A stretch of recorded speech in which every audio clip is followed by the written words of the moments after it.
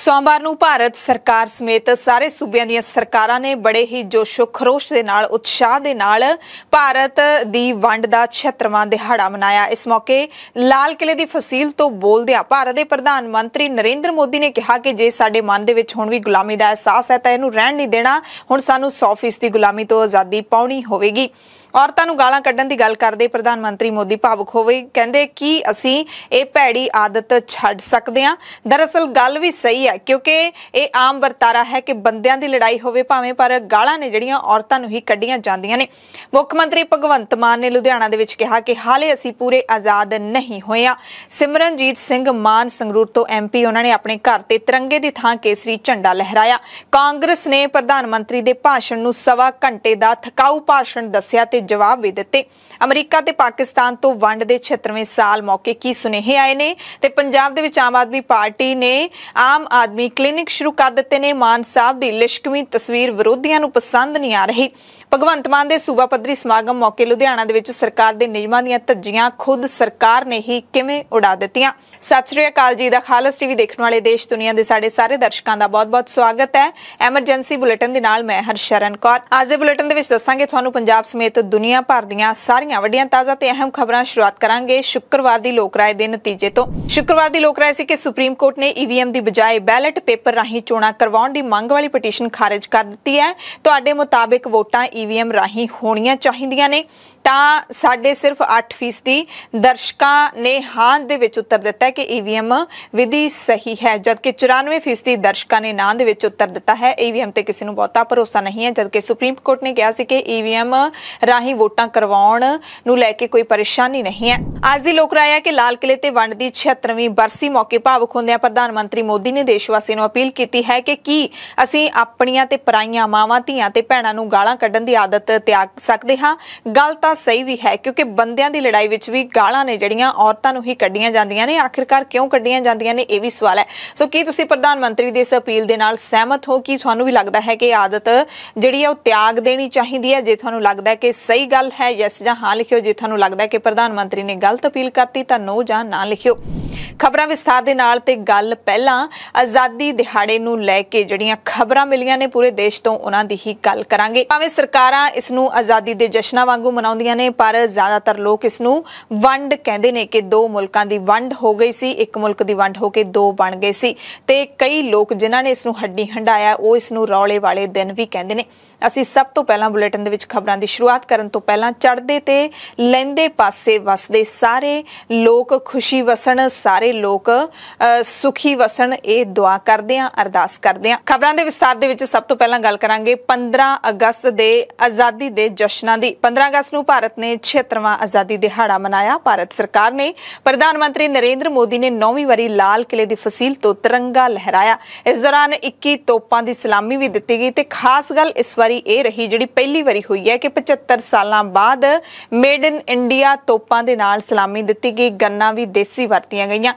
ਅਜਿਹਾ ਕਰਕੇ ਦੁਨੀਆ ਨੂੰ ਸੰਦੇਸ਼ ਦਿੱਤਾ ਭਾਰਤ ਸਰਕਾਰ ਨੇ ਕਿ ਭਾਰਤ ਹੁਣ ਆਪਣੇ ਹਥਿਆਰ ਵੀ ਬਣਾ ਸਕਦਾ ਹੈ। ਪ੍ਰਧਾਨ ਮੰਤਰੀ ਨੇ ਲਾਲ ਕਿਲੇ ਦੀ ਫਸੀਲ ਤੋਂ ਸੰਬੋਧਨ ਕੀਤਾ ਤੇ ਦੇਸ਼ ਵਾਸੀਆਂ ਦੇ ਸਾਹਮਣੇ 5 ਸੰਕਲਪ ਰੱਖੇ। 83 ਮਿੰਟ ਦਾ ਲੰਬਾ ਚੌੜਾ ਭਾਸ਼ਣ ਪ੍ਰਧਾਨ ਮੰਤਰੀ ਨੇ ਦਿੱਤਾ ਅਤੇ ਇਸ ਮੌਕੇ ਉਹ ਔਰਤਾਂ ਦੇ ਸਨਮਾਨ ਨੂੰ ਲੈ ਕੇ ਭਾਵੁਕ ਵੀ ਹੋ ਗਏ। ਜਿਹੜੇ 5 ਸੰਕਲਪ ਨੇ, ਇੱਕ ਤਾਂ ਕਹਿੰਦੇ ਕਿ ਸਾਨੂੰ ਵੱਡੇ ਸੰਕਲਪ ਲੈ ਕੇ ਚੱਲਣਾ ਪਊਗਾ। ਜੇ ਸਾਨੂੰ ਹਾਲੇ ਵੀ ਗੁਲਾਮੀ ਦਾ ਅਹਿਸਾਸ ਹੈ ਤਾਂ ਅਸੀਂ ਇਹਨੂੰ ਰਹਿਣ ਨਹੀਂ ਦੇਣਾ। ਹੁਣ ਸਾਨੂੰ 100% ਦੀ ਗੁਲਾਮੀ ਤੋਂ ਆਜ਼ਾਦੀ ਪਾਉਣੀ ਹੋਵੇਗੀ। ਬੜਾ ਹੀ ਵੱਡਾ ਤੇ ਹੈਰਾਨੀਜਨਕ ਬਿਆਨ ਹੈ ਪ੍ਰਧਾਨ ਮੰਤਰੀ ਦਾ।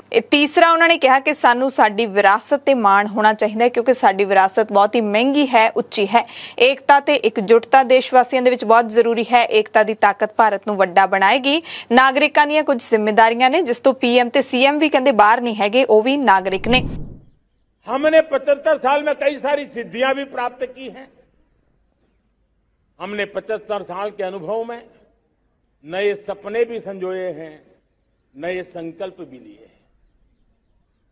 लेकिन अमृतकाल के लिए हमारे ऑप्टिमम आउटकम कैसे हो, हमारी प्राकृतिक संपदा का ऑप्टिमम आउटकम कैसे हो, इस लक्ष्य को लेकर के हमें चलना है। ਔਰਤਾਂ ਬਾਰੇ ਬੋਲਦਿਆਂ ਪੀਐਮ ਮੋਦੀ ਨੇ ਕਿਹਾ ਕਿ ਇਹ ਸ਼ਾਇਦ ਲਾਲ ਕਿਲੇ ਦਾ ਵਿਸ਼ਾ ਨਹੀਂ ਹੋ ਸਕਦਾ, ਪਰ ਮੈਂ ਇਹ ਦਰਦ ਦੱਸਣਾ ਚਾਹੁੰਦਾ ਹਾਂ ਕਿ ਅਸੀਂ ਕਿਸੇ ਨਾ ਕਿਸੇ ਕਾਰਨ ਆਪਣੀ ਬੋਲਚਾਲ ਰਾਹੀਂ ਰੋਜ਼ਾਨਾ ਔਰਤਾਂ ਦਾ ਅਪਮਾਨ ਕਰਦੇ ਹਾਂ। ਪ੍ਰਧਾਨ ਮੰਤਰੀ ਨੇ ਸਾਰੇ ਲੋਕਾਂ ਨੂੰ ਕਿਹਾ ਕਿ ਕੀ ਅਸੀਂ ਰੋਜ਼ਮर्रा ਦੀ ਜ਼ਿੰਦਗੀ ਦੇ ਵਿੱਚ ਆਪਣੇ ਇਸ ਘਟੀਆ ਸੁਭਾਅ ਤੋਂ ਮੁਕਤੀ ਲੈ ਸਕਦੇ ਹਾਂ। ਔਰਤਾਂ ਦਾ ਸਨਮਾਨ ਰਾਸ਼ਟਰ ਦੇ ਸੁਪਨੇ ਨੂੰ ਪੂਰਾ ਕਰਨ ਦੇ ਲਈ ਇੱਕ ਵੱਡਾ ਖਜ਼ਾਨਾ ਹੋਵੇਗਾ। इस दौरान प्रधानमंत्री ने अपने भाषण दे विच परिवारवाद ते भ्रिष्टाचार ते भी सख्त टिप्पणी की। क्या हम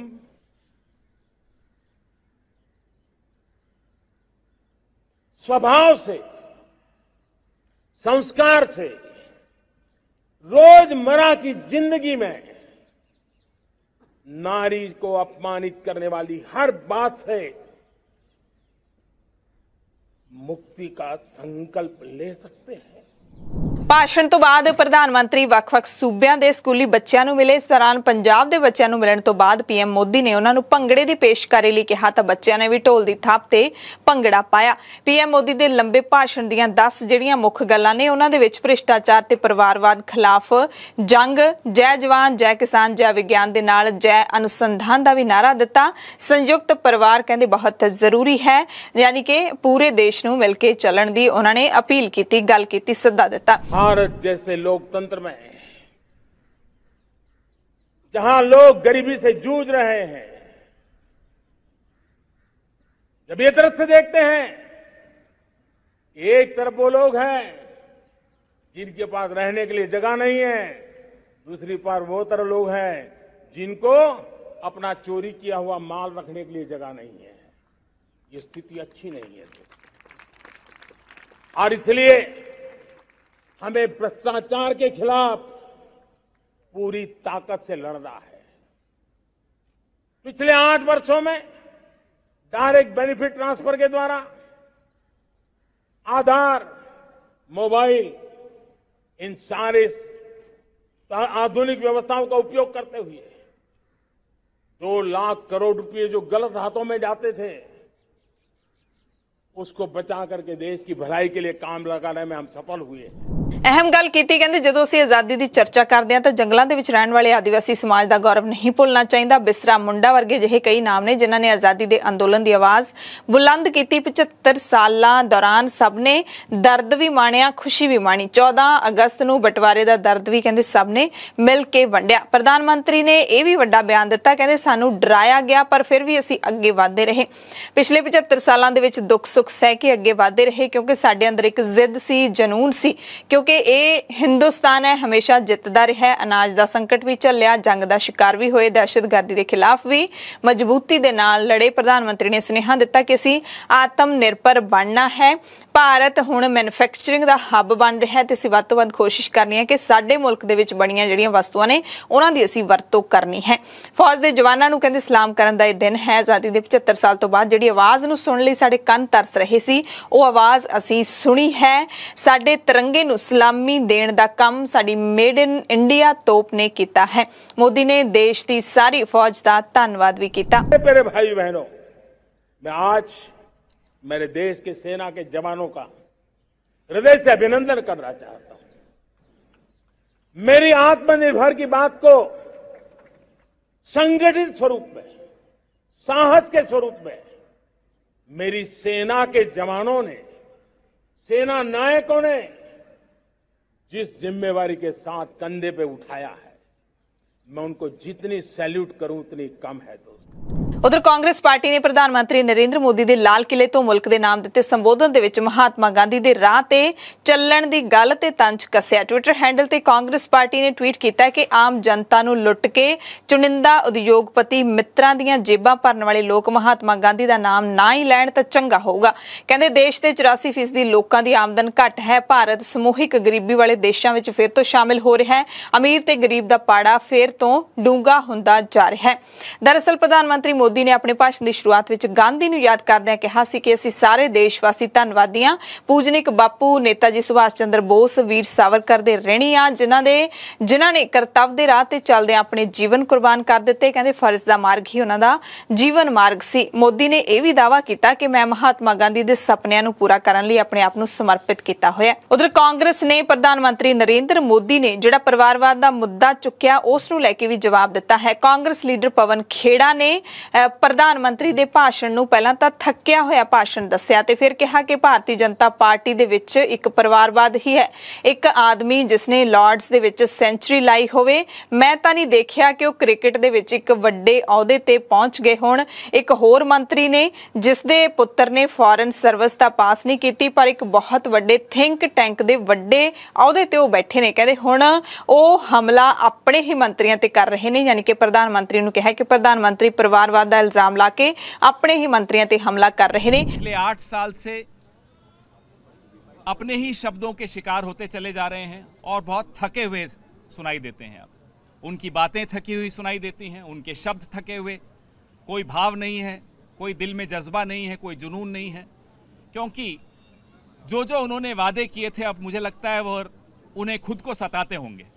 कहाँ गई किसानों की दुगनी आय, कहाँ गया वो वादा सबको घर दिलवाने का, कहाँ गया सारा काला धन वापस लाने का वादा, उल्टा जो था धन हिंदुस्तान से वो बाहर चला जा रहा है। सो कांग्रेस ने दो गल्लां नूं लैके प्रधान मंत्री नूं तुरंत जवाब दिते ने। उधर दूसरे पासे जदों मीडिया ने प्रधान मंत्री मोदी दे भाषण दा हवाला दिंदे होए राहुल गांधी तो परिवारवाद ते सवाल कीता तां उन्हां ने टिप्पणी करन तो इनकार कर दिता। राहुल गांधी ने कहा कि मैं इस ते कोई कमेंट नहीं करूंगा पर सारिਆਂ ਨੂੰ उन्होंने बहुत बहुत ਵਧਾਈ ਦਿੱਤੀ। मैं कमेंट नहीं करूंगा इनकी, मगर सबको मोबाइल नीचे मैं कमेंट नहीं करूंगा इनकी, मगर सबको मोबाइल नीचे मैं कमेंट नहीं करूंगा इनकी, मगर सबको मोबाइल नीचे। ਹੁਣ ਪੰਜਾਬ ਦੀਆਂ ਤਸਵੀਰਾਂ ਦੇਖਦੇ ਹਾਂ। ਪੰਜਾਬ ਦੇ ਮੁੱਖ ਮੰਤਰੀ ਭਗਵੰਤ ਸਿੰਘ ਮਾਨ ਨੇ ਭਾਰਤ ਦੇ 75ਵੇਂ ਵੰਡ ਦਿਹਾੜੇ ਦੇ ਮੌਕੇ ਲੁਧਿਆਣੇ ਦੇ ਵਿੱਚ ਝੰਡੇ ਨੂੰ ਸਲਾਮੀ ਦਿੱਤੀ। ਇਸ ਮੌਕੇ ਮੁੱਖ ਮੰਤਰੀ ਮਾਨ ਨੇ ਲੋਕਾਂ ਨੂੰ ਸੰਬੋਧਨ ਕਰਦਿਆਂ ਭਰੂਣ ਹੱਤਿਆ, ਅਸਲ ਆਜ਼ਾਦੀ ਸਣੇ ਕਈ ਮੁੱਦਿਆਂ ਦੀ ਗੱਲ ਕੀਤੀ। ਮਾਨ ਨੇ ਕਿਹਾ ਕਿ ਬਹੁਤ ਸਾਰੇ ਆਜ਼ਾਦੀ ਘੁਲਾਟੀਆਂ ਨੇ ਵੀ ਆਜ਼ਾਦੀ ਦਾ ਦਿਨ ਨਹੀਂ ਦੇਖਿਆ, ਪਰ ਜੇ ਮੈਂ ਕਹਾਂ ਕਿ ਅਸੀਂ ਅੱਜ ਪੂਰੀ ਤਰ੍ਹਾਂ ਆਜ਼ਾਦ ਹੋ ਗਏ ਹਾਂ ਤਾਂ ਮੈਂ ਗਲਤ ਹੋਵਾਂਗਾ। ਕਹਿੰਦੇ ਹਾਲੇ ਉਹ ਆਜ਼ਾਦੀ ਸਾਡੇ ਘਰਾਂ ਦੇ ਵਿੱਚ ਨਹੀਂ ਪਹੁੰਚੀ ਜੋ ਭਗਤ ਸਿੰਘ ਨੇ ਸੁਪਨਿਆਂ ਦੇ ਵਿੱਚ ਸੋਚੀ ਸੀ। ਜੇ ਉਹ ਆਜ਼ਾਦੀ ਮਿਲ ਜਾਂਦੀ ਤਾਂ ਅੱਜ ਥਾਣਿਆਂ ਦੇ ਵਿੱਚ ਪੈਸੇ ਦੇ ਕੰਮ ਨਾ ਕਰਵਾਉਣੇ ਪੈਂਦੇ। ਮਾਨ ਨੇ ਸ਼ਹੀਦ ਭਗਤ ਸਿੰਘ ਬਾਰੇ ਸ਼ੇਰ ਬੋਲਦਿਆਂ ਕਿਹਾ, इश्क करना सबका पैदाइशी हक है, क्यों ना इस बार वतन की सरजमी को महबूब बना लिया जाए। ਮੁੱਖ ਮੰਤਰੀ ਦੇ ਨਾਲ ਪੰਜਾਬ ਦੇ ਡੀਜੀਪੀ ਗੌਰਵ ਯਾਦਵ ਤੇ ਮੁੱਖ ਸਕੱਤਰ ਵੀਕੇ ਜੰਜੂਆ ਵੀ ਸ਼ਾਮਿਲ ਸਨ। ਉਹਨਾਂ ਨੇ ਤਿਰੰਗੇ ਦੀ ਗੱਲ ਕਰਦਿਆਂ ਯਾਨੀ ਕਿ ਮੁੱਖ ਮੰਤਰੀ ਨੇ ਤਿਰੰਗੇ ਦੀ ਗੱਲ ਕਰਦਿਆਂ ਕਿਹਾ ਕਿ ਪੰਜਾਬੀਆਂ ਤੋਂ ਵੱਧ ਕੇ ਇਸ ਤਿਰੰਗੇ ਦੇ ਕੋਈ ਨੇੜੇ ਨਹੀਂ ਹੈ, ਕਿਉਂਕਿ ਸਰਹੱਦਾਂ ਤੇ ਜਾਨਾਂ ਕੁਰਬਾਨ ਕਰਨ ਵਾਲੇ ਪੰਜਾਬ ਦੇ ਪੁੱਤ ਇਸੇ ਤਿਰੰਗੇ ਦੇ ਵਿੱਚ ਹੀ ਲਿਪਟ ਕੇ ਘਰਾਂ ਨੂੰ ਆਉਂਦੇ ਨੇ ਤਾਂ ਜੋ ਤਿਰੰਗੇ ਦੀ ਸ਼ਾਨ ਉੱਚੀ ਰਹੇ। ਅਸੀਂ ਤਾਂ ਤਿਰੰਗੇ 'ਚ ਲਿਪਟ ਕੇ ਆਉਨੇ ਆ ਇਸ ਤਿਰੰਗੇ ਨੂੰ ਉੱਚਾ ਰੱਖਣ ਵਾਸਤੇ। ਉਹਨਾਂ ਸ਼ਹੀਦਾਂ ਨੂੰ ਅੱਜ ਨਮਨ ਕਰਨ ਦੀ ਲੋੜ ਹੈ। ਸ਼ਹੀਦ ਆਜ਼ਮ ਭਗਤ ਸਿੰਘ, ਰਾਜਗੁਰੂ ਸੁਖਦੇਵ, ਕਰਤਾਰ ਸਿੰਘ ਸਰਾਭਾ, ਲਾਲਾ ਲਾਜਪਤ ਰਾਏ, ਮਦਨ ਲਾਲ ਢੀਂਗਰਾ, ਚੰਦਰ ਸ਼ੇਖਰ ਆਜ਼ਾਦ, ਅਸ਼ਫਾਕ ਉੱਲਾ, ਕਿੰਨੇ ਕੁ ਨਾਮ ਲਈਏ ਆਜ਼ਾਦੀ ਦੇ ਘੁਲਾਟੀਆਂ। और बहुतिया ने आजादी का दिन देखा नहीं। ਧੀਆਂ ਤੇ ਬੋਲਦਿਆਂ ਮੁੱਖ ਮੰਤਰੀ ਨੇ ਕਿਹਾ ਕਿ ਹਾਲੇ ਵੀ ਧੀਆਂ ਨੂੰ ਜੰਮਣ ਤੋਂ ਪਹਿਲਾਂ ਹੀ ਕੁੱਖ ਦੇ ਵਿੱਚ ਹੀ ਮਾਰ ਦਿੱਤਾ ਜਾਂਦਾ ਹੈ। ਮਾਨ ਨੇ ਮਾਂ ਦੇ ਪੇਟ ਵਿੱਚ ਪਲ ਰਹੀ ਧੀ ਦੇ ਨਾਲ ਸੰਵਾਦ ਤੇ ਕੁਝ ਕਾਵ ਸਤਰਾਂ ਬੋਲ ਕੇ ਇਸ ਦਰਦ ਨੂੰ ਬਿਆਨ ਵੀ ਕੀਤਾ। ਆਜਾ ਬੈਠ ਨੀ ਮਾਏ ਗੱਲਾਂ ਕਰੀਏ ਕੰਮ ਦੀਆਂ, ਸੁਖਦੇਵ, ਰਾਜਗੁਰੂ, ਭਗਤ ਸਿੰਘ ਮਾਵਾਂ ਹੀ ਨੇ ਜੰਮਦੀਆਂ, ਕੀ ਪਤਾ ਮੈਂ ਵੀ ਜੰਮ ਦੇਵਾਂ, ਕੋਈ ਅਗੰਮੜਾ ਮਰਦ ਨੀ ਮਾਏ, ਕੁੱਖ ਦੇ ਵਿੱਚ ਕਤਲ ਨਾ ਕਰਾਈ, ਇਹੀ ਮੇਰੀ ਅਰਜ਼ ਨੀ ਮਾਏ। ਮੁੱਖ ਮੰਤਰੀ ਨੇ ਕਿਹਾ ਕਿ ਅੱਜ ਇਸ ਗੱਲ ਦੀ ਲੋੜ ਹੈ ਕਿ ਜੇ ਧੀਆਂ ਨੂੰ ਅਸੀਂ ਜੰਮਿਆ ਹੈ ਤਾਂ ਉਹਨਾਂ ਨੂੰ ਉੱਡਣ ਦਾ मौका भी दईए, पढ़न का मौका दईए, तरक्कियां करन दा मौका दईए, क्योंकि धीआं नूं जदों मौका मिलदा तो हर थां ते पहले नंबर लैके जांदियां ने। ਮੁੱਖ ਮੰਤਰੀ ਨੇ ਗੁਰੂ ਸਾਹਿਬਾਨਾਂ ਦਾ ਇਤਿਹਾਸ ਯਾਦ ਕਰਦਿਆਂ ਕਿਹਾ ਕਿ ਪਹਿਲੇ ਪਾਤਸ਼ਾਹ ਗੁਰੂ ਨਾਨਕ ਸਾਹਿਬ ਨੇ ਹੀ ਸਭ ਤੋਂ ਪਹਿਲਾਂ ਬਾਬਰ ਨੂੰ ਜਾਬਰ ਕਹਿ ਕੇ ਜ਼ੁਲਮ ਦੇ ਖਿਲਾਫ ਬੋਲਣ ਦਾ ਸੱਦਾ ਦਿੱਤਾ ਸੀ। ਸਾਰੇ ਗੁਰੂ ਸਾਹਿਬਾਨਾਂ ਨੇ ਸਾਨੂੰ ਜ਼ੁਲਮ ਦੇ ਖਿਲਾਫ, ਗੁਲਾਮੀ ਦੇ ਖਿਲਾਫ ਲੜਨਾ ਸਿਖਾਇਆ। ਸ਼ਹੀਦ ਭਗਤ ਸਿੰਘ ਵੀ ਲੜੇ, ਪਰ ਉਹਨਾਂ ਦੇ ਸੁਪਨਿਆਂ ਵਾਲੀ ਆਜ਼ਾਦੀ ਹਾਲੇ ਤੱਕ ਸਾਡੇ ਕੋਲ ਨਹੀਂ ਪਹੁੰਚੀ ਹੈ। ਮੁੱਖ ਮੰਤਰੀ ਨੇ ਕਿਹਾ ਕਿ ਸਾਨੂੰ ਅਸਲ ਆਜ਼ਾਦੀ ਉਦੋਂ ਹੀ ਮਿਲੂਗੀ ਜਦੋਂ ਸਰਕਾਰੀ ਸਕੂਲਾਂ ਦੇ ਵਿੱਚ ਪੜ੍ਹ ਰਹੇ ਬੱਚੇ ਵੱਡੀਆਂ ਪੋਸਟਾਂ ਤੇ ਬੈਠਣਗੇ, ਰਿਸ਼ਵਤਖੋਰੀ ਖਤਮ ਹੋਊਗੀ, ਸਾਡੇ ਪੰਜਾਬ ਦੇ ਖਿਡਾਰੀ ਵੱਡੀਆਂ ਮੱਲਾਂ ਮਾਰਨਗੇ, ਖੇਡਾਂ ਦੇ ਵਿੱਚ ਵੱਡੇ ਮੈਡਲ ਲੈ ਕੇ ਆਉਣਗੇ, ਹਰ ਬੱਚੇ ਨੂੰ ਇੱਥੇ ਬੜਾ ਹੀ ਵਧੀਆ ਮੌਕਾ ਮਿਲੇਗਾ, ਉਦੋਂ ਹੀ ਅਸਲ ਆਜ਼ਾਦੀ ਮਿਲੇਗੀ। ਰਾਜਗੁਰੂ ਸੁਖਦੇਵ ਭਗਤ ਸਿੰਘ ਮਾਮਾ ਹੀ ਨੇ ਜੰਮਦੀਆਂ, ਕੀ ਪਤਾ ਮੈਂ ਜੰਮ ਦੇਵਾਂ, ਕੋਈ ਅਗੰਮੜਾ ਮਰਦ ਨਹੀਂ ਮਾਏ, ਕੁੱਖ ਦੇ ਵਿੱਚ ਨਾ ਕਤਲ ਕਰਾਈ, ਇਹੀ ਮੇਰੀ ਅਰਜ਼ ਨਹੀਂ ਮਾਏ। ਲੋੜ ਇਸ ਗੱਲ ਦੀ ਹੈ ਕਿ ਧੀਆਂ ਨੂੰ ਜੰਮੀਏ ਤੇ ਜੰਮ ਕੇ ਉਹਨਾਂ ਨੂੰ ਉੱਡਣ ਦਾ ਵੀ ਮੌਕਾ ਦੇਈਏ, ਪੜਨ ਦਾ ਮੌਕਾ ਦੇਈਏ, ਉਹਨਾਂ ਨੂੰ ਤਰੱਕੀਆਂ ਕਰਨ ਦਾ ਮੌਕਾ ਦੇਈਏ। ਤੁਸੀਂ ਰਿਜ਼ਲਟ ਦੇਖ ਲਓ, ਪਿਛਲੇ 20 ਸਾਲ ਦੇ ਦੇਖ ਲਓ, 8ਵੀਂ ਦੇ, 10ਵੀਂ ਦੇ, 12ਵੀਂ ਦੇ, BA ਦੇ, MA ਦੇ। ਤੇ 15 ਅਗਸਤ ਵਾਲੇ ਦਿਨ ਆਮ ਆਦਮੀ ਪਾਰਟੀ ਦੀ ਸਰਕਾਰ ਨੇ ਆਪਣਾ ਇੱਕ ਹੋਰ ਵਾਅਦਾ ਪੁਗਾਉਂਦੇ ਹੋਏ ਤੇ ਦਿੱਲੀ ਮਾਡਲ ਲਾਗੂ ਕਰਦਿਆਂ 75 ਮੁਹੱਲਾ ਕਲੀਨਿਕਾਂ ਦੇ ਦਰਵਾਜ਼ੇ ਮਰੀਜ਼ਾਂ ਦੇ ਲਈ ਖੋਲ ਦਿੱਤੇ। ਮੁੱਖ ਮੰਤਰੀ ਮਾਨ ਨੇ ਲੁਧਿਆਣਾ ਦੇ ਵਿੱਚ ਮੁਹੱਲਾ ਕਲੀਨਿਕ ਦਾ ਫੀਤਾ ਕੱਟ ਕੇ ਉਦਘਾਟਨ ਕੀਤਾ। ਅਗਲੇ ਦਿਨਾਂ ਦੌਰਾਨ ਹੋਰ 10 ਤੋਂ 15 ਮੁਹੱਲਾ ਕਲੀਨਿਕ ਖੋਲਣ ਦਾ ਵੀ ਐਲਾਨ ਕੀਤਾ ਹੈ। ਇਸ ਮੌਕੇ ਮੁੱਖ ਮੰਤਰੀ ਮਾਨ ਨੇ ਕਲੀਨਿਕ ਦੇ ਵਿੱਚ ਆਪਣਾ BP ਵੀ ਚੈੱਕ ਕਰਵਾਇਆ। ਇਸ ਤੋਂ ਇਲਾਵਾ ਉਹਨਾਂ ਨੇ ਮੁਹੱਲਾ ਕਲੀਨਿਕਾਂ ਵਿੱਚ ਹੋਣ ਵਾਲੇ ਟੈਸਟਾਂ ਤੇ ਮਰੀਜ਼ਾਂ ਨੂੰ ਦਿੱਤੀ ਜਾਣ ਵਾਲੀ ਦਵਾਈ ਬਾਰੇ ਵੀ ਜਾਇਜ਼ਾ ਲਿਆ। ਮੁੱਖ ਮੰਤਰੀ ਨੇ ਕਿਹਾ ਕਿ ਆਜ਼ਾਦੀ ਦਿਹਾੜੇ ਮੌਕੇ 75 ਆਮ ਆਦਮੀ ਕਲੀਨਿਕ ਸੂਬੇ ਦੇ ਲੋਕਾਂ ਨੂੰ ਸਮਰਪਿਤ ਹੋ ਰਹੇ ਨੇ।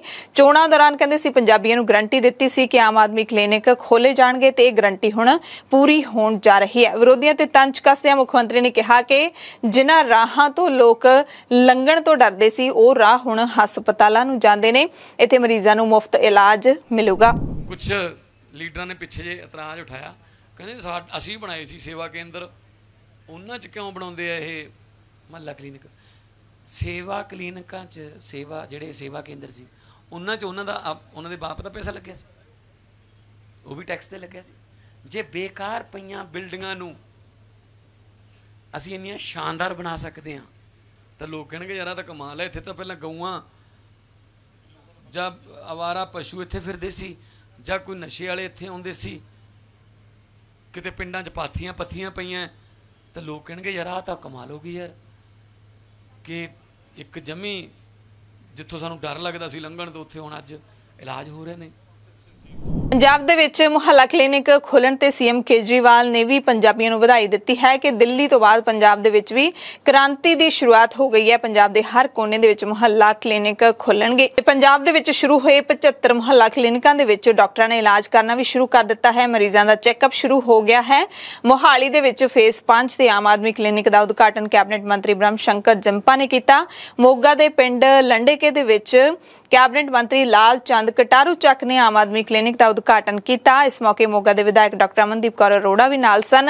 ਮਾਨਸਾ ਦੇ ਵਿੱਚ ਕੈਬਨਿਟ ਮੰਤਰੀ ਡਾਕਟਰ ਬਲਜੀਤ ਕੌਰ ਨੇ 2 ਆਮ ਆਦਮੀ ਕਲੀਨਿਕਾਂ ਦਾ ਉਦਘਾਟਨ ਕੀਤਾ ਹੈ। ਇਸ ਦੇ ਨਾਲ ਹੀ ਪੰਜਾਬ ਦੇ ਹੋਰ ਵੱਖ-ਵੱਖ ਥਾਵਾਂ ਤੇ ਆਮ ਆਦਮੀ ਪਾਰਟੀ ਦੇ ਮੰਤਰੀਆਂ, ਵਿਧਾਇਕਾਂ ਤੇ ਲੀਡਰਾਂ ਨੇ ਉਦਘਾਟਨ ਕੀਤੇ ਨੇ। ਆਮ ਆਦਮੀ ਪਾਰਟੀ ਦੀ ਸਰਕਾਰ ਵੱਲੋਂ ਇਹ ਵਾਅਦਾ ਕੀਤਾ ਗਿਆ ਸੀ ਕਿ ਅਸੀਂ ਸਿੱਖਿਆ ਤੇ ਸਿਹਤ ਨੂੰ ਪਹਿਲ ਦੇਵਾਂਗੇ, ਤਾਂ ਅੱਜ ਆਜ਼ਾਦੀ ਦੀ 75ਵੀਂ ਵਰ੍ਹੇਗੰਢ ਦੇ ਮੌਕੇ ਤੇ ਮੁਹੱਲਾ ਕਲੀਨਿਕਾਂ ਦੀ ਸ਼ੁਰੂਆਤ ਸਰਕਾਰ ਵੱਲੋਂ ਕਰ ਦਿੱਤੀ ਗਈ ਹੈ। ਅੱਜ ਅਸੀਂ 75 ਮੁਹੱਲਾ ਕਲੀਨਿਕ ਪੰਜਾਬ ਵਿੱਚ ਖੋਲ੍ਹਣ ਜਾ ਰਹੇ ਹਾਂ ਤੇ ਮਾਨਸਾ ਦੇ ਵਿੱਚ ਵੀ ਅਸੀਂ ਅੱਜ ਮੁਹੱਲਾ ਕਲੀਨਿਕ ਦਾ ਉਦਘਾਟਨ ਕਰਾਂਗੇ। ਆਮ ਆਦਮੀ ਪਾਰਟੀ ਦੇ ਵੱਲੋਂ ਖੋਲੇ ਗਏ ਮੁਹੱਲਾ ਕਲੀਨਿਕਾਂ ਤੇ ਸਿਆਸਤ ਵੀ ਸ਼ੁਰੂ ਹੋ ਚੁੱਕੀ ਹੈ। ਵਿਰੋਧੀ ਪਾਰਟੀਆਂ ਨੇ ਜਿਹੜੀਆਂ ਉਹ ਤੰਜ ਕੱਸ ਰਹੀਆਂ ਨੇ ਕਿਉਂਕਿ ਇਹਨਾਂ ਮੁਹੱਲਾ ਕਲੀਨਿਕਾਂ ਤੇ ਬਹੁਤ ਹੀ ਵਧੀਆ ਤਰੀਕੇ ਦੇ ਨਾਲ ਮੁੱਖ ਮੰਤਰੀ ਮਾਨ ਦੀਆਂ ਤਸਵੀਰਾਂ ਚਮਕ ਰਹੀਆਂ ਨੇ। ਅਕਾਲੀ ਦਲ ਸਮੇਤ ਕਾਂਗਰਸ ਅਤੇ BJP ਨੇ ਵੀ ਨਿਸ਼ਾਨੇ ਸਾਧੇ ਨੇ। ਅਕਾਲੀ ਲੀਡਰ ਦਲਜੀਤ ਸਿੰਘ ਚੀਮਾ ਨੇ ਕਿਹਾ ਕਿ ਹੁਣ ਸਿਰਫ CM ਦੇ ਹੀ ਦਰਸ਼ਨ ਹੋਣਗੇ।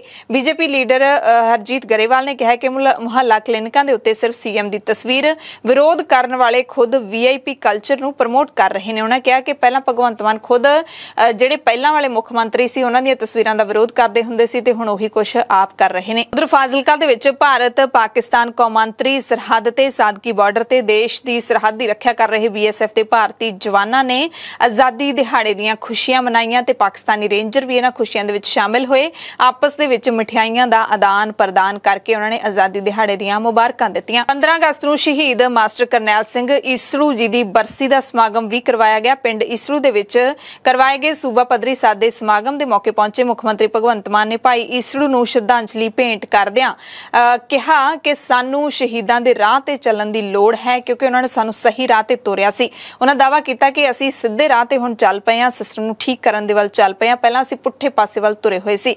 ਮੁੱਖ ਮੰਤਰੀ ਨੇ ਔਰਤਾਂ ਨੂੰ ਦਿੱਤੀ ਜਾਣ ਵਾਲੀ 1000 ਰੁਪਏ ਦੀ ਮੁਫਤ ਸਕੀਮ, ਜ਼ਮੀਨਾਂ ਛੁਡਵਾਉਣ ਵਾਲੀ ਮੁਹਿੰਮ ਸਮੇਤ ਆਪਣੀ ਸਰਕਾਰ ਦੀਆਂ ਹੋਰ ਪ੍ਰਾਪਤੀਆਂ ਦਾ ਇਸ ਮੌਕੇ ਗੁਣਗਾਨ ਵੀ ਕੀਤਾ। ਪੰਜਾਬ ਦੇ ਪਾਣੀਆਂ ਦੇ ਮੁੱਦੇ ਦੀ ਗੱਲ ਵੀ ਕੀਤੀ। ਝੋਨਾ ਲਾਉਣ ਵਾਲੇ ਕਿਸਾਨਾਂ ਨੂੰ ਕਿਹਾ ਉਹਨਾਂ ਨੇ ਕਿ ਝੋਨਾ ਸਾਡੀ ਖੁਰਾਕ ਨਹੀਂ ਹੈ, ਪਰ ਅਸੀਂ ਫਿਰ ਵੀ ਇਸ ਝੋਨੇ ਦੀ ਖਾਤਰ ਕਿੰਨਾ ਸਾਰਾ ਪਾਣੀ ਵਰਤ ਰਹੇ ਹਾਂ। ਇੱਕ ਹਿਸਾਬ ਨਾਲ ਅਸੀਂ ਮੁਲਕਾਂ ਨੂੰ ਝੋਨਾ ਨਹੀਂ ਪਾਣੀ ਇੰਪੋਰਟ ਕਰ ਰਹੇ ਹਾਂ। ਝੋਨਾ ਸਾਡੀ ਖੁਰਾਕ ਨਹੀਂ, ਚਾਵਲ ਤਾਂ ਸਾਡੀ ਖੁਰਾਕ ਨਹੀਂ। ਅਸੀਂ ਅਸਲ ਦੇ ਵਿੱਚ 1 ਕਿਲੋ ਝੋਨਾ ਪੈਦਾ ਕਰਨ ਵਾਸਤੇ ਹਰਜਿੰਦਰ ਲਾਲ ਜੀ ਲਗਭਗ 4000 ਲੀਟਰ ਪਾਣੀ ਵਰਤ ਰਹੇ ਹਾਂ। ਕਿੰਨੇ ਸਾਲਾਂ ਤੋਂ? 30-40 ਸਾਲਾਂ ਤੋਂ। ਅਸੀਂ ਇਹਦਾ ਮਤਲਬ ਮੁਲਕ ਨੂੰ ਚੌਲ ਨਹੀਂ ਐਕਸਪੋਰਟ ਕਰ ਰਹੇ, ਪਾਣੀ ਐਕਸਪੋਰਟ ਕਰ ਰਹੇ ਹਾਂ। ਜੇ ਕਿਸੇ ਪਾਣੀ ਦੀਆਂ ਕੰਪਨੀਆਂ ਨਾਲ ਗੱਲ ਕੀਤੀ ਹੁੰਦੀ, ਲੱਖਾਂ ਕਰੋੜਾਂ ਰੁਪਏ ਸਾਡੇ ਕੋਲੇ ਹੁੰਦਾ। ਕਿਉਂਕਿ ਸਾਡਾ ਤਾਂ ਉਹ ਜਿਹੜਾ ਮੋਟਰ ਚਲਾਓ ਸਿੱਧੀ ਭਰ ਲਓ, ਜਿਹਨੂੰ ਆਪਾਂ ਓਕ ਨਾਲ ਪੀਂਦੇ ਸੀ, ਅੰਮ੍ਰਿਤ ਸੀ। 15 ਅਗਸਤ ਨੂੰ ਪੰਜਾਬ ਦੇ ਮੁੱਖ ਮੰਤਰੀ ਭਗਵੰਤ ਮਾਨ ਨੇ ਗੁਰੂ ਨਾਨਕ ਸਟੇਡੀਅਮ ਲੁਧਿਆਣਾ ਦੇ ਵਿੱਚ ਸੁਤੰਤਰਤਾ ਦਿਵਸ ਮੌਕੇ ਕਰਵਾਏ ਗਏ ਸੂਬਾ ਪੱਧਰੀ ਸਮਾਰੋਹ ਦੌਰਾਨ ਵੱਖ-ਵੱਖ ਖੇਤਰਾਂ ਦੇ ਵਿੱਚ ਲਾਮਿਸਾਲ ਯੋਗਦਾਨ ਪਾਉਣ ਵਾਲੀਆਂ 7 ਸ਼ਖਸੀਅਤਾਂ ਦਾ ਸਨਮਾਨ ਵੀ ਕੀਤਾ। ਇਹ ਸਨਮਾਨ ਸਮਾਜ ਸੇਵਾ, ਥੀਏਟਰ, ਖੇਡਾਂ, ਵਪਾਰ ਤੇ ਸਰਕਾਰੀ ਸੇਵਾ ਦੇ ਖੇਤਰ ਨਾਲ ਸੰਬੰਧਿਤ ਲੋਕਾਂ ਨੂੰ, ਸ਼ਖਸੀਅਤਾਂ ਨੂੰ ਦਿੱਤੇ ਗਏ। ਉਹਨਾਂ ਸ਼ਖਸੀਅਤਾਂ ਨੂੰ ਜਿਨ੍ਹਾਂ ਨੇ ਆਪਣੇ ਟੀਚਿਆਂ ਦੀ ਪੂਰਤੀ ਲਈ ਲਾਮਿਸਾਲ ਕੋਸ਼ਿਸ਼ਾਂ ਦੇ ਨਾਲ ਆਪੋ ਆਪਣੇ ਖੇਤਰਾਂ ਦੇ ਵਿੱਚ ਮੋਹਰੀ ਭੂਮਿਕਾ ਨਿਭਾਈ। ਸਟੇਟ ਅਵਾਰਡ ਇਸ ਵਾਰੀ ਸਿੱਖਿਆ ਸ਼ਾਸਤਰੀ ਉੱਘੇ ਪੱਤਰਕਾਰ ਤੇ ਪਦਮ ਸ਼੍ਰੀ ਜਗਜੀਤ ਸਿੰਘ ਦਰਦੀ ਨੂੰ ਵੀ ਦਿੱਤਾ ਗਿਆ ਹੈ। ਸੰਗੀਤਕਾਰ ਤੇ ਗਾਇਕ ਹਰਗੁਣ ਕੌਰ ਅੰਮ੍ਰਿਤਸਰ, ਇਹਨਾਂ ਨੂੰ ਵੀ ਸਟੇਟ ਅਵਾਰਡ ਮਿਲਿਆ ਹੈ। ਇਸ ਦੇ ਨਾਲ ਹੀ ਟਰੈਕਟਰ ਮੈਨੂਫੈਕਚਰਰ ਤੇ ਕਾਰੋਬਾਰੀ ਅਮਰਜੀਤ ਸਿੰਘ ਪਟਿਆਲਾ ਨੂੰ ਦਿੱਤਾ ਗਿਆ ਹੈ। ਸ਼ਾਟਪੁੱਟ ਖਿਡਾਰਨ ਜੈਸਮਿਨ ਕੌਰ ਤੇ ਸੀਨੀਅਰ ਕੰਸਲਟੈਂਟ ਈ governance mission team Jasminder Singh ਨੂੰ ਮੋਹਾਲੀ ਤੋਂ ਇਹ ਸਨਮਾਨ ਦਿੱਤਾ ਗਿਆ ਹੈ। ਲੁਧਿਆਣਾ ਦੇ ਵਿੱਚ ਜਿੱਥੇ ਆਜ਼ਾਦੀ ਦਿਹਾੜੇ ਨੂੰ ਲੈ ਕੇ ਸੂਬਾ ਪੱਧਰੀ ਪ੍ਰੋਗਰਾਮ ਕਰਵਾਇਆ ਗਿਆ, ਜਿੱਥੇ ਮੁੱਖ ਮੰਤਰੀ ਮਾਨ ਪਹੁੰਚੇ ਹੋਏ ਸੀ, ਉੱਥੋਂ ਇੱਕ ਹੈਰਾਨੀਜਨਕ ਤਸਵੀਰ ਵੀ ਸਾਹਮਣੇ ਆਈ ਹੈ। ਉੱਥੇ ਪੰਜਾਬ ਪੁਲਿਸ ਨੇ ਆਜ਼ਾਦੀ ਦਿਹਾੜੇ ਵਿੱਚ ਸ਼ਾਮਿਲ ਹੋਣ ਵਾਲੇ ਬੱਚਿਆਂ ਨੂੰ ਮਾਸਕ ਲਾਉਣ ਦੇ ਲਈ ਮਜਬੂਰ ਕਰ ਦਿੱਤਾ। ਆਖਿਰਕਾਰ ਮੁੱਖ ਮੰਤਰੀ ਮਾਨ ਨੂੰ ਕਾਲੇ ਰੰਗ ਤੋਂ ਖਤਰਾ ਕਿਉਂ ਹੈ? ਇਹ ਸਵਾਲ ਸਭ ਦੇ ਮਨ ਦੇ ਵਿੱਚ ਜ਼ਰੂਰ ਉੱਠ ਰਿਹਾ ਹੋਣਾ। ਦਰਅਸਲ ਜਿਨ੍ਹਾਂ ਨੇ ਕਾਲੇ ਮਾਸਕ, ਸਿਰਫ ਕਾਲੇ ਰੰਗ ਦੇ ਮਾਸਕ ਪਾਏ ਹੋਏ ਸੀ, ਉਹਨਾਂ ਨੂੰ ਉਤਰਵਾ ਕੇ ਹੀ ਪੁਲਿਸ ਦੇ ਵੱਲੋਂ ਅੰਦਰ ਐਂਟਰ ਕਰਨ ਦਿੱਤਾ ਗਿਆ। ਪੰਜਾਬ ਪੁਲਿਸ ਨੇ ਕਹਿੰਦੇ ਪਹਿਲਾਂ ਹੀ ਇਹ ਨਿਯਮ ਬਣਾ ਦਿੱਤਾ ਸੀ ਕਿ ਜਿੱਥੇ ਮੁੱਖ ਮੰਤਰੀ ਦਾ ਸਮਾਗਮ ਹੋਏਗਾ ਉੱਥੇ ਕੋਈ ਵੀ ਕਾਲੇ ਰੰਗ ਦਾ ਜਿਹੜਾ ਕੱਪੜਾ ਹੈ ਉਹ ਲੈ ਕੇ ਨਹੀਂ ਪਹੁੰਚ ਸਕੇਗਾ, ਕਿਉਂਕਿ ਕਾਲੇ ਰੰਗ ਨੂੰ ਰੋਸ ਦਾ ਪ੍ਰਤੀਕ ਮੰਨਿਆ ਜਾਂਦਾ ਹੈ। ਸੋ ਵਿਦਿਆਰਥੀ ਜਿਹੜੇ ਕਿ ਸਕੂਲਾਂ ਤੋਂ ਸ਼ਾਮਿਲ ਹੋਣ ਲਈ ਆਏ ਸੀ, ਉਹਨਾਂ ਨੇ ਵੱਖ-ਵੱਖ ਰੰਗਾਂ ਦੇ ਮਾਸਕ ਪਾਏ ਹੋਏ ਸੀ। ਕਾਲੇ ਮਾਸਕ ਵਾਲੇ ਬੱਚਿਆਂ ਨੂੰ ਬਾਹਰ ਖੜਾ ਕੇ ਉਹਨਾਂ ਦੇ ਮਾਸਕ ਉਤਰਵਾਏ ਗਏ, ਫਿਰ ਅੰਦਰ ਜਾਣ ਦਿੱਤਾ ਗਿਆ। ਕਈਆਂ ਨੇ ਕਾਲੇ ਰੰਗ ਦੀਆਂ ਟੋਪੀਆਂ ਵੀ ਪਹਿਨੀਆਂ ਸੀ, ਉਹਨਾਂ ਨੂੰ ਵੀ ਟੋਪੀਆਂ ਲਾ ਕੇ ਅੰਦਰ ਜਾਣ ਦਿੱਤਾ ਗਿਆ। ਹਾਲਾਂਕਿ ਪੰਜਾਬ ਸਰਕਾਰ ਨੇ 2 ਦਿਨ ਪਹਿਲਾਂ ਹੀ ਇਹ ਨਵਾਂ ਨਿਯਮ ਲਾਗੂ ਕੀਤਾ ਹੈ ਕਿ ਜਨਤਕ ਥਾਵਾਂ ਤੇ ਮਾਸਕ ਪਹਿਨਣਾ ਬਹੁਤ ਜ਼ਰੂਰੀ ਹੈ, ਪਰ ਖੁਦ ਹੀ ਇਸ ਨਿਯਮ ਦੀ ਉਲੰਘਣਾ ਕਰਦੀ ਪੰਜਾਬ ਪੁਲਿਸ ਦਿਖੀ। ਮਾਨਸਾ ਜ਼ਿਲ੍ਹੇ ਦੀਆਂ ਤਸਵੀਰਾਂ ਵੀ ਦੇਖ ਲੈਣੇ, ਜਿੱਥੇ ਕੈਬਨਿਟ ਮੰਤਰੀ ਡਾਕਟਰ ਬਲਜੀਤ ਕੌਰ ਨੇ ਜ਼ਿਲ੍ਹਾ ਪੱਧਰੀ ਆਜ਼ਾਦੀ ਸਮਾਗਮਾਂ ਦੀ ਪ੍ਰਧਾਨਗੀ ਕੀਤੀ। ਤਿਰੰਗਾ ਲਹਿਰਾਇਆ ਤੇ ਸਮਾਗਮ ਨਹਿਰੂ ਮੈਮੋਰੀਅਲ ਸਰਕਾਰੀ ਕਾਲਜ ਮਾਨਸਾ ਦੇ ਖੇਡ ਮੈਦਾਨ ਦੇ ਵਿੱਚ ਕਰਵਾਏ ਗਏ। ਇਸ ਮੌਕੇ ਕੈਬਨਿਟ ਮੰਤਰੀ ਨੇ ਲੋਕਾਂ ਨੂੰ ਆਜ਼ਾਦੀ ਦਿਹਾੜੇ ਦੀ ਵਧਾਈ ਦਿੱਤੀ ਅਤੇ ਕਿਹਾ ਕਿ ਆਜ਼ਾਦੀ ਸਾਨੂੰ ਦੇਸ਼ ਭਗਤਾਂ ਦੀਆਂ ਕੁਰਬਾਨੀਆਂ ਤੋਂ ਬਾਅਦ ਮਿਲੀ ਹੈ ਤੇ ਸਾਨੂੰ ਇਸ ਦੀ ਕਦਰ ਕਰਨੀ ਚਾਹੀਦੀ ਹੈ।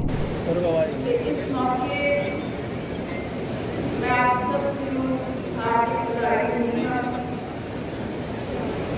ਜਦੋਂ ਵੀ ਹੈ ਇਹ ਜ਼ਮੀਨ ਅੰਦਰ ਕਹਿੰਦਾ ਰਹੇਗਾ, ਇਹ ਅਸਮਾਨ ਇੱਥੇ ਭਾਰਤ ਮਾਤਾ ਦੇ ਸੱਚੇ ਸਪੂਤ ਪਿਆਰੇ ਕੌਮ ਵਾਸਤੇ ਹੋਏ ਕੁਰਬਾਨ ਇੱਥੇ। ਪਿਆਰੇ ਪੰਜਾਬ ਵਾਸੀਓ, ਅੱਜ ਜੋ 75 ਸਾਲਾਂ ਦੀ ਅਸੀਂ ਆਜ਼ਾਦੀ ਦਾ ਅੰਮ੍ਰਿਤ ਪੀ ਰਹੇ ਹਾਂ, ਜੋ ਵੱਖ-ਵੱਖ ਲਹਿਰਾਂ, ਵੱਖ-ਵੱਖ ਸਾਡੇ ਸ਼ਹੀਦ ਆਜ਼ਮ ਸਰਦਾਰ ਭਗਤ ਸਿੰਘ, ਰਾਜਗੁਰੂ ਗੁਰਦਾਸਪੁਰ ਦੇ ਸ਼ਹੀਦ ਲੈਫਟੀਨੈਂਟ ਨਵਦੀਪ ਸਿੰਘ ਖੇਡ ਸਟੇਡੀਅਮ ਦੇ ਵਿੱਚ 75ਵੇਂ ਆਜ਼ਾਦੀ ਦਿਹਾੜੇ ਮੌਕੇ ਪੰਜਾਬ ਦੇ ਕੈਬਨਿਟ ਮੰਤਰੀ ਕੁਲਦੀਪ ਸਿੰਘ ਧਾਲੀਵਾਲ ਮੁੱਖ ਮਹਿਮਾਨ ਵਜੋਂ ਸ਼ਾਮਿਲ ਹੋਏ ਤੇ ਕੌਮੀ ਝੰਡਾ ਲਹਿਰਾਉਣ ਦੀ ਰਸਮ ਅਦਾ ਕੀਤੀ। ਤੇ 16 ਅਗਸਤ ਨੂੰ ਬਹਿਬਲ ਕਲਾਂ ਪਿੰਡ ਦੇ ਵਿੱਚ ਜਿਹੜਾ ਬਰਗਾੜੀ ਇਨਸਾਫ ਮੋਰਚਾ ਲੱਗਿਆ ਹੋਇਆ ਹੈ, ਉੱਥੇ ਫੇਰ ਤੋਂ ਇਕੱਠ ਸੱਦਿਆ ਗਿਆ ਹੈ। ਸ੍ਰੀ ਗੁਰੂ ਗ੍ਰੰਥ ਸਾਹਿਬ ਜੀ ਦੀ ਬੇਅਦਬੀ ਅਤੇ ਬਹਿਬਲ ਕਲਾਂ ਗੋਲੀकांड ਵਿੱਚ ਇਨਸਾਫ ਨਾ ਮਿਲਣ ਦੇ ਰੋਸ ਵਿੱਚ ਇਹ ਸੱਦਾ ਦਿੱਤਾ ਗਿਆ ਹੈ।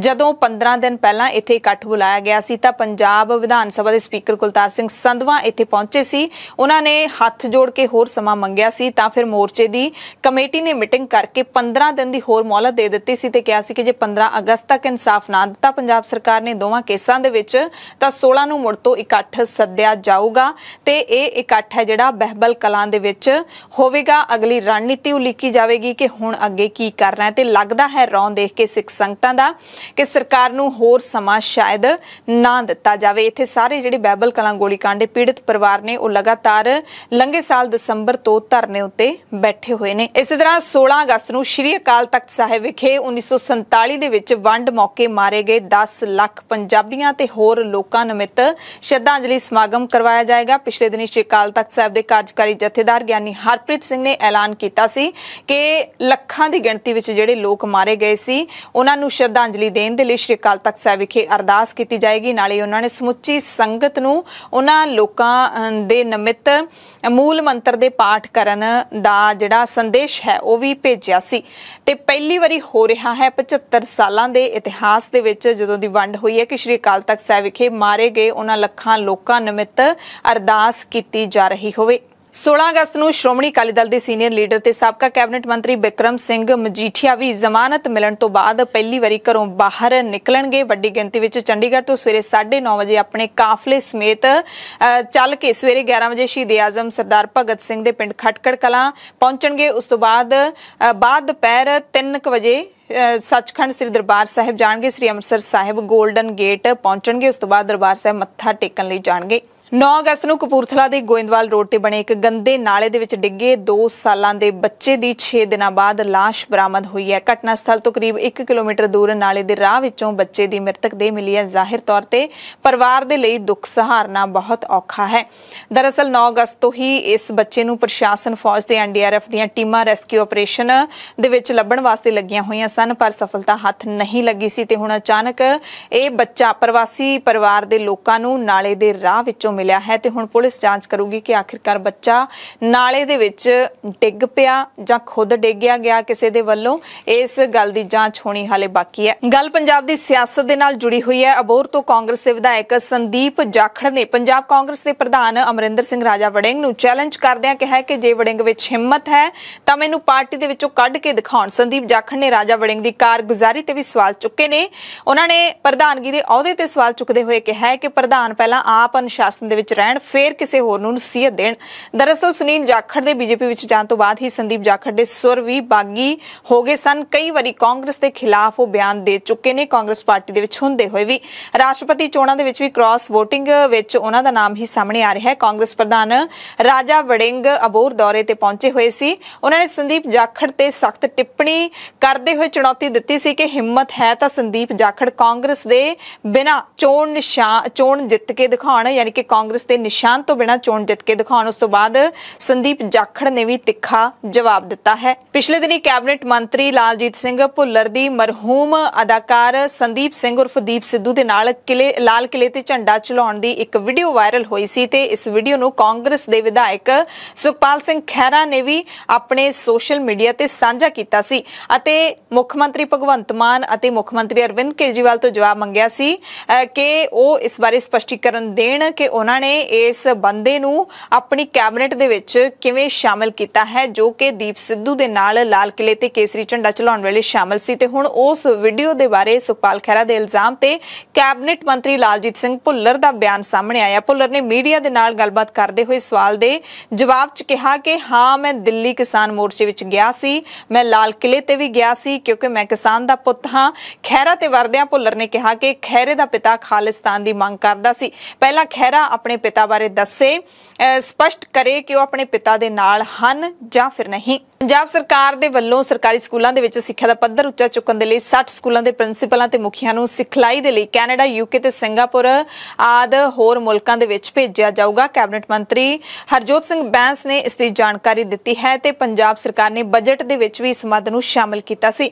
ਮੰਤਰੀ ਨੇ ਦੱਸਿਆ ਕਿ ਮੌਜੂਦਾ ਸਮੇਂ ਸੂਬੇ ਦੇ ਵਿੱਚ 20,000 ਸਰਕਾਰੀ ਸਕੂਲ ਨੇ। ਇਹਨਾਂ ਵਿੱਚੋਂ 400 ਸਕੂਲਾਂ ਦੇ ਵਿੱਚ ਇੱਕ ਵੀ ਅਧਿਆਪਕ ਨਹੀਂ ਹੈ, ਜਦਕਿ 1600 ਸਕੂਲਾਂ ਦੇ ਵਿੱਚ ਸਿਰਫ ਇੱਕ ਅਧਿਆਪਕ ਦੇ ਨਾਲ ਹੀ ਕੰਮ ਚਲਾਇਆ ਜਾ ਰਿਹਾ ਹੈ। ਸਰਕਾਰ ਦੇ ਵੱਲੋਂ ਸਕੂਲਾਂ ਦੇ ਵਿੱਚ ਕਲਾਸਰੂਮ, ਲੈਬਸ, ਸਟਾਫ, ਖੇਡ ਮੈਦਾਨ, ਪਖਾਨੇ, ਡੈਸਕ ਆਦਿ ਦੀ ਜਾਣਕਾਰੀ ਲਈ ਸਰਵੇਖਣ ਪੰਜਾਬ ਸਰਕਾਰ ਦੇ ਵੱਲੋਂ ਕੀਤੇ ਜਾ ਰਹੇ ਨੇ। ਗੁਰੂ ਕੀ ਨਗਰੀ ਅੰਮ੍ਰਿਤਸਰ ਤੋਂ ਖਬਰ ਹੈ, ਜਿੱਥੇ 에ਅਰਪੋਰਟ ਤੇ ਰਾਤ 10 ਵਜੇ ਯਾਤਰੀਆਂ ਨੇ ਜੰਮ ਕੇ ਹੰਗਾਮਾ ਕੀਤਾ। ਦਰਅਸਲ ਅੰਮ੍ਰਿਤਸਰ ਤੋਂ ਅਹਿਮਦਾਬਾਦ ਜਾਣ ਵਾਲੀ ਫਲਾਈਟ ਰਾਤ ਨੂੰ ਅਚਾਨਕ ਰੱਦ ਕਰ ਦਿੱਤੀ ਗਈ, ਜਿਸ ਤੋਂ ਬਾਅਦ ਯਾਤਰੀਆਂ ਕੋਲ ਨਾ ਤਾਂ ਅੱਗੇ ਜਾਣ ਲਈ ਕੋਈ ਫਲਾਈਟ ਸੀ ਤੇ ਨਾ ਹੀ ਉੱਥੇ ਰਾਤ ਨੂੰ ਰੁਕਣ ਦਾ ਕੋਈ ਪ੍ਰਬੰਧ ਸੀ। ਅਹਿਮਦਾਬਾਦ ਤੋਂ ਆ ਰਹੀ ਸਪਾਈਸਜੈਟ ਦੀ ਫਲਾਈਟ SG 3790 ਕਰੀਬ 1 ਘੰਟੇ ਦੀ ਦੇਰੀ ਨਾਲ ਅੰਮ੍ਰਿਤਸਰ ਹਵਾਈ ਅੱਡੇ ਤੇ ਉਤਰੀ। ਇਹੀ ਫਲਾਈਟ ਰਾਤ 10 ਵਜੇ ਅੰਮ੍ਰਿਤਸਰ ਤੋਂ ਅਹਿਮਦਾਬਾਦ ਦੇ ਲਈ ਵਾਪਸ ਜਾਣੀ ਸੀ।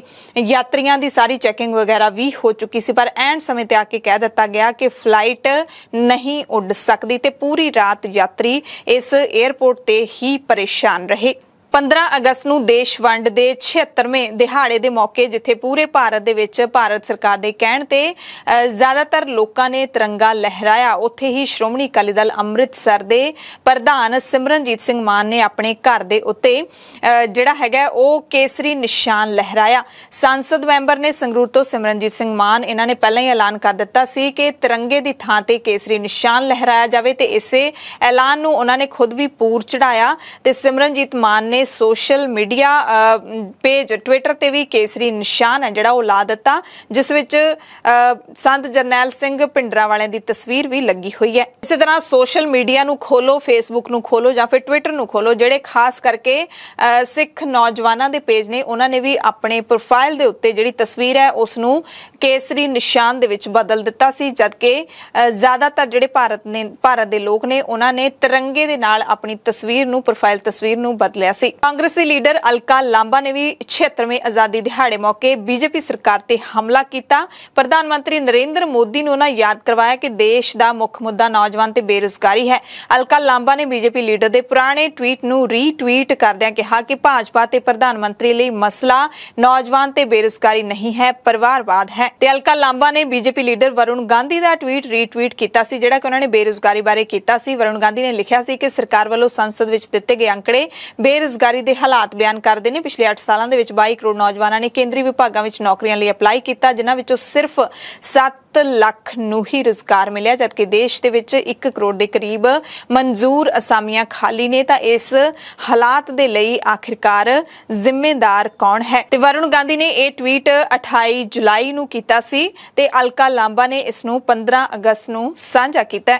ਅਮਰੀਕਾ ਦੇ ਰਾਸ਼ਟਰਪਤੀ ਜੋ ਬਾਈਡਨ ਨੇ ਵੀ ਭਾਰਤ ਨੂੰ ਆਜ਼ਾਦੀ ਦਿਹਾੜੇ ਮੌਕੇ ਸ਼ੁਭਕਾਮਨਾਵਾਂ ਭੇਜੀਆਂ ਅਤੇ ਅਮਰੀਕਾ ਦੇ ਵਿਕਾਸ ਵਿੱਚ ਭਾਰਤੀਆਂ ਦੇ ਯੋਗਦਾਨ ਨੂੰ ਯਾਦ ਕੀਤਾ। 40 ਲੱਖ ਭਾਰਤੀ ਮੂਲ ਦੇ ਅਮਰੀਕਨਾਂ ਦੇ ਅਮਰੀਕਾ ਵਿੱਚ ਵਿਕਾਸ ਵਿੱਚ ਯੋਗਦਾਨ ਨੂੰ ਉਹਨਾਂ ਨੇ ਯਾਦ ਕੀਤਾ ਅਤੇ ਅਮਰੀਕਾ ਨੂੰ ਹੋਰ ਇਨੋਵੇਟਿਵ, ਸਮਾਵੇਸ਼ੀ ਅਤੇ ਮਜ਼ਬੂਤ ਦੇਸ਼ ਬਣਾਉਣ ਦਾ ਕ੍ਰੈਡਿਟ ਵੀ ਦਿੱਤਾ। ਅਮਰੀਕਾ ਦੇ ਵਿਦੇਸ਼ ਮੰਤਰੀ ਐਂਟਨੀ ਬਲਿੰਕਨ ਨੇ ਵੀ ਭਾਰਤ ਨੂੰ ਵਧਾਈ ਦਿੱਤੀ। ਪਾਕਿਸਤਾਨ ਦੇ ਸਾਬਕਾ ਪ੍ਰਧਾਨ ਮੰਤਰੀ ਇਮਰਾਨ ਖਾਨ ਨੇ ਵੀ ਭਾਰਤ ਨੂੰ ਵਧਾਈਆਂ ਦਿੱਤੀਆਂ ਅਤੇ ਇੱਕ ਵਾਰ ਫਿਰ ਭਾਰਤ ਦੀ ਆਜ਼ਾਦ ਵਿਦੇਸ਼ ਨੀਤੀ ਦੀ ਪ੍ਰਸ਼ੰਸਾ ਕੀਤੀ ਤੇ ਕਿਹਾ ਕਿ ਇਹ ਹੁੰਦਾ ਹੈ ਆਜ਼ਾਦ ਮੁਲਕ। ਇਮਰਾਨ ਖਾਨ ਨੇ ਭਾਰਤ ਦੇ ਵਿਦੇਸ਼ ਮੰਤਰੀ S ਜੈਸ਼ੰਕਰ ਦੀ ਰੂਸ ਤੋਂ ਤੇਲ ਖਰੀਦਣ ਦੇ ਮਸਲੇ ਤੇ ਅਮਰੀਕੀ ਦਬਾਅ ਨੂੰ ਨਜ਼ਰਅੰਦਾਜ਼ ਕਰਨ ਦੇ ਵਿੱਚ ਵੀ ਤਾਰੀਫ ਕੀਤੀ। ਇਮਰਾਨ ਖਾਨ ਪਾਕਿਸਤਾਨ ਦੀ 75ਵੀਂ ਵਰ੍ਹੇਗੰਢ ਤੇ ਲਾਹੌਰ ਵਿੱਚ ਹੋਈ ਆਪਣੀ ਪਾਰਟੀ ਪਾਕਿਸਤਾਨ ਤਹਿਰੀਕੇ ਇਨਸਾਫ ਦੀ ਰੈਲੀ ਵਿੱਚ ਬੋਲ ਰਹੇ ਸਨ। ਉਹਨਾਂ ਕਿਹਾ ਕਿ ਅਮਰੀਕਾ ਦੇ ਲਗਾਤਾਰ ਦਬਾਅ ਦੇ ਬਾਵਜੂਦ ਭਾਰਤ ਰੂਸ ਤੋਂ ਸਸਤਾ ਤੇਲ ਖਰੀਦਣ ਤੇ ਅੜਿਗ ਰਿਹਾ, ਕਿਉਂਕਿ ਅਜਿਹਾ ਕਰਨਾ ਭਾਰਤ ਦੇ ਲੋਕਾਂ ਦੇ ਹਿੱਤ ਵਿੱਚ ਸੀ।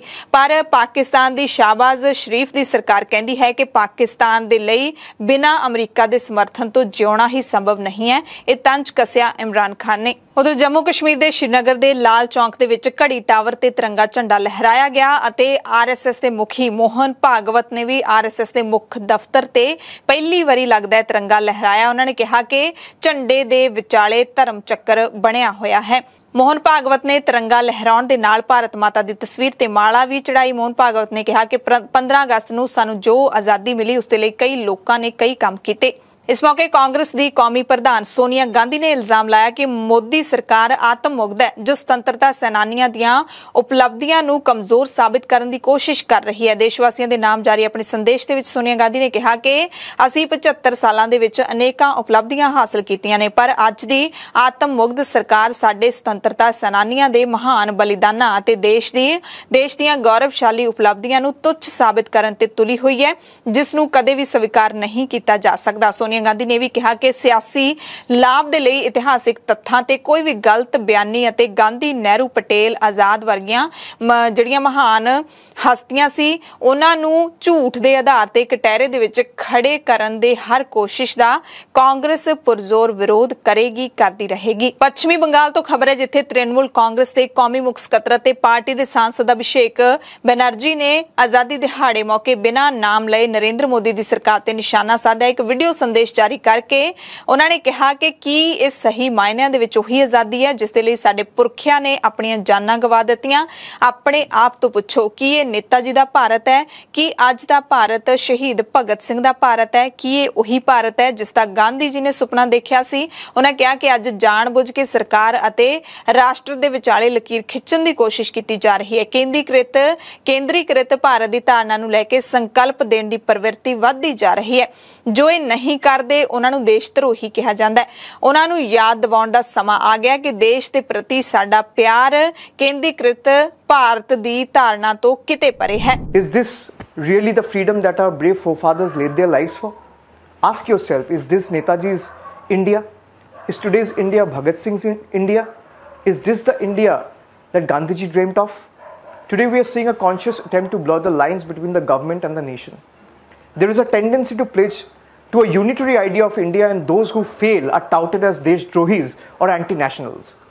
It is time that we remind them that our love for our nation is beyond any unitary ideology. अमरीका तो एक वड्डी खबर है जो कि भारत की खजाना मंत्री निर्मला सीतारमन दे नाल जुड़ी हुई है। निर्मला सीतारमन एक वड्डी समस्या दे विच आ गए ने क्योंकि भारतीय मूल दे अमरीकी अते देवास कंपनी दे बानी रामचंद्रन विश्वनाथन ने केंद्रीय मंत्री निर्मला सीतारमन समेत 11 भारतीयों खिलाफ भ्रिष्टाचार अते मनुखी हक्कां दे घाण दा दोष लाउंदिआं उन्हां ते आर्थिक ते वीज़ा पाबंदियां लाउण दी मंग कीती है। इन्हां सारिਆਂ दे खिलाफ पटीशन दायर की गई है। इस संबंध विच उसने global Magnitsky human rights accountability act के तहत अमरीकी विदेश विभाग दे विच पटीशन दाखिल की है। यह पटीशन भारत सरकार अते देवास के विचकार चल रही जंग का हिस्सा है जिस तहत समझौता कराउण लई $1 अरब की मंग की गई है। सीतारमन तो इलावा एंट्रिक्स के CEO Rakesh Shashi Bhushan, supreme court के 2 जज अते ए सदीक मुहम्मद नायजनार इस सारे ईडी अधिकारी ने 3 ईडी अधिकारी ने ते 2 जिहड़े ने जज ने इन्हां खिलाफ भी पटीशन दाखिल की गई है। वित्त मंत्री निर्मला सीतारमन ने भावें इस कार्य के लिए पिछली कांग्रेस सरकार ते दोष मढ़िया ते कहा कि केंद्र कौमांतरी सालसी फैसले नूं सुप्रीम कोर्ट के फैसले के आधार पर चुनौती देवेगा। दरअसल यूपीए सरकार दे वल्लों देवास अते इसरो की कंपनी एंट्रिक्स के विचकार होए सौदे नूं रद्द करन तो बाद निवेशकों ने कौमांतरी सालस दे विच 3 केस कीते सन। भारत सरकार सारे केस हार गई सी पर विश्वनाथन ने दिल्ली खिलाफ लोहा लैंदिआं कैनेडा दे विच एयर इंडिया की संपत्ति अते फ्रांस दे विच भारत सरकार की संपत्ति ते दावा जताया सी। भारत सरकार नूं केयर्स एनर्जी दे नाल जुड़े एक होर केस विच 8000 करोड़ रुपए भी मोड़ने पै रहे ने अते मैग्नेट्स की पटीशन भी इसे इरादे दे नाल पाई गई है। एमरजेंसी बुलेटिन दे विच तुहाडे सब तो इजाजत चाहुंदे हां। तुसीं सारे अपना ध्यान रखियो, लोड़वंदां दी मदद जरूर करदे रहा करो ते अफवाहां तो बच के रहा करो। सवेर दीआं खबरां 'च फिर मिलांगे। धन्नवाद।